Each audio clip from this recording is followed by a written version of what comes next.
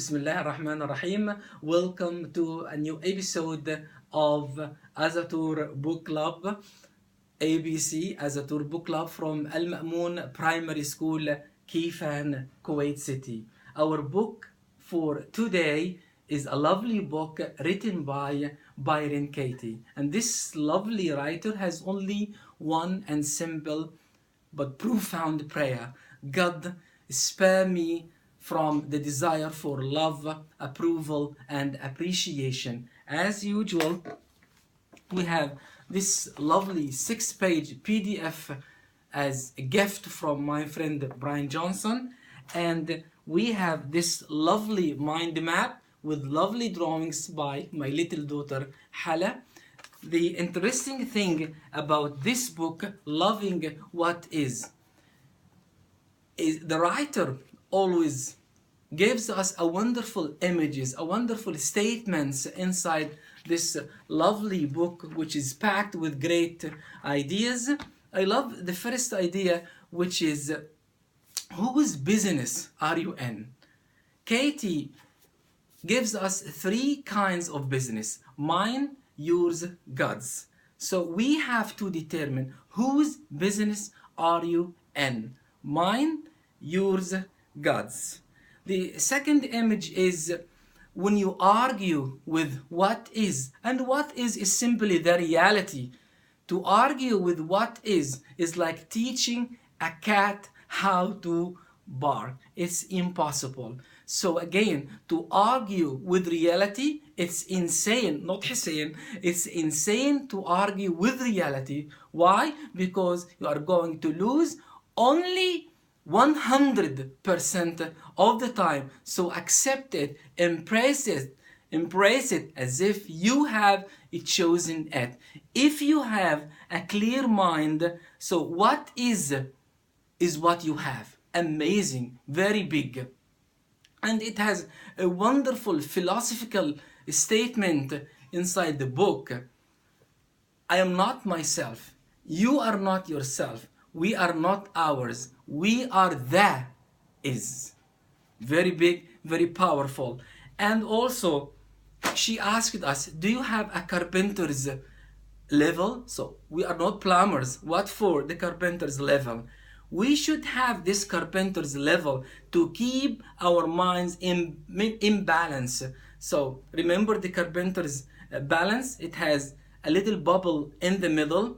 When you go off this middle, going to the right, going to the left, you lose balance. We should keep ourselves in balance. We should keep the bubble right in the middle.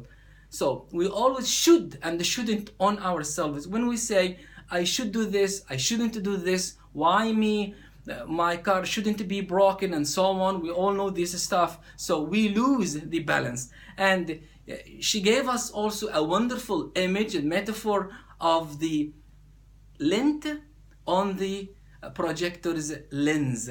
So we have to look within ourselves, looking for solutions. Don't go outside and search for the solution outside ourselves. We are responsible.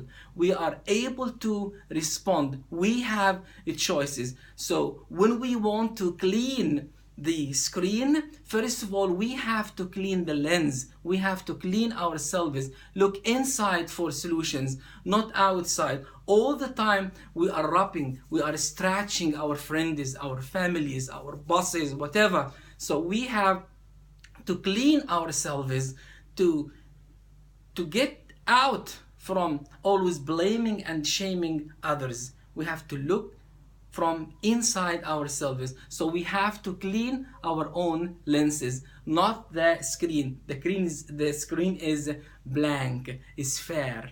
So we have to look inside ourselves. If we did opposite than this, we are teaching a cat how to bark. And it gave us the excellent thing about this book. She gives us a wonderful practical tool. Just go to online and write the work, and you can print this sheet of paper for free. The name of this paper is Judge Your Neighbor. It's very simple. Why writing? And you have to write it down. Don't just do it with your mind like this. No, you have to write the statements and follow the directions. Why writing is very important. Our minds are very smart, and they will take you immediately off this thinking to protect its own thoughts. So when you write, you are stopping your left side of your brain and activating the right side. You are writing your emotions as a sort of self-healing. You are expressing yourself. You are protecting yourself from this left side of the mind. So please write it down. The work is very simple. It contains only 4 questions and then turn around.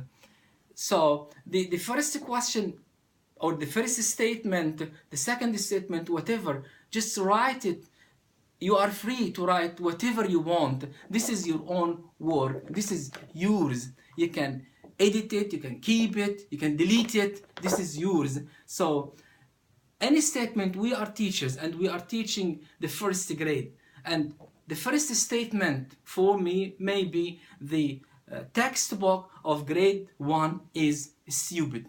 No difference at all between competencies and objectives. And you can go on. Write down whatever you want. The interesting thing is you will take each statement one by one and put it up against this wonderful Judge Your Neighbor. This is the title of this wonderful sheet. And this wonderful sheet has, as I said, 4 questions. The first question is it true? So I will take it one by one. The first statement is, the textbook of the first grade is stupid. Is it true? And you have to remember the wonderful image and the metaphors. Is it your business? Mine, yours, or God's? Remember this. And remember the image of the carpenter's level and the wonderful image lent in the projector lens. Remember all these things to have an honest answer. Our first answer, yes, the textbook of the first grade is stupid.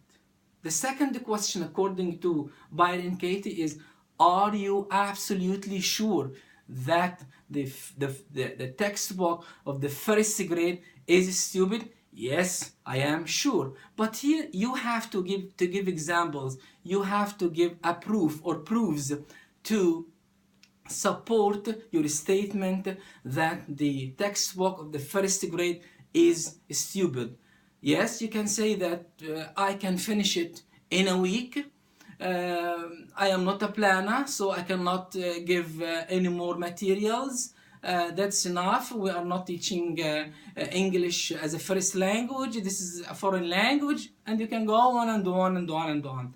The third question is, what do you feel when you have this thought, which is the textbook of the first grade is stupid? I feel angry. I am shrinking. I feel whatever. I feel sad. I am sad. I am angry. I'm not excited. I am contracted. Whatever. Just write it down. Then the fourth question is, what would you be, or who would you be? Who would you be without this thought? I will be free. I will be happy. Whatever. So close your eyes and imagine yourself without this thought that the textbook of the first grade is stupid. The interesting step is number 2. Turn it around. Turn it around to yourself, to others, and to the opposite.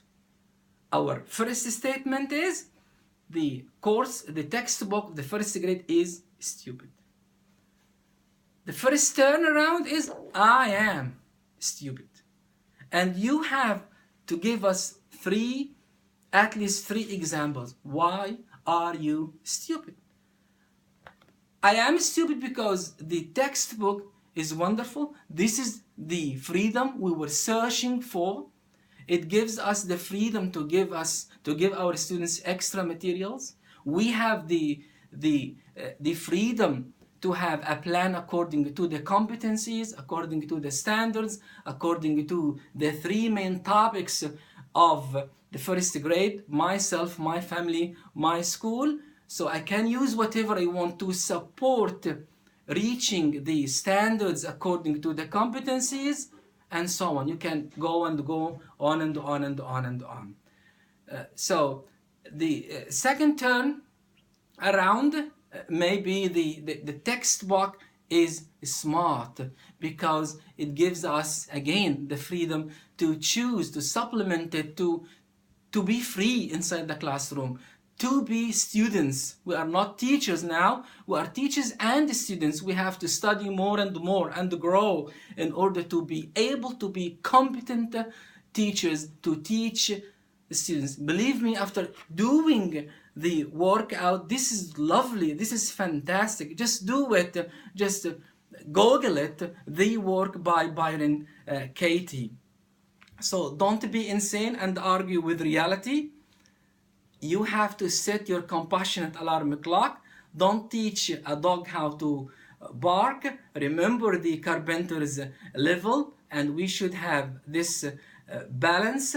And to clean the lens of your projector, don't blame others, and focus on healing your own self, loving what is. To argue with reality is to lose only 100% of the time. Thank you very much for watching. Goodbye.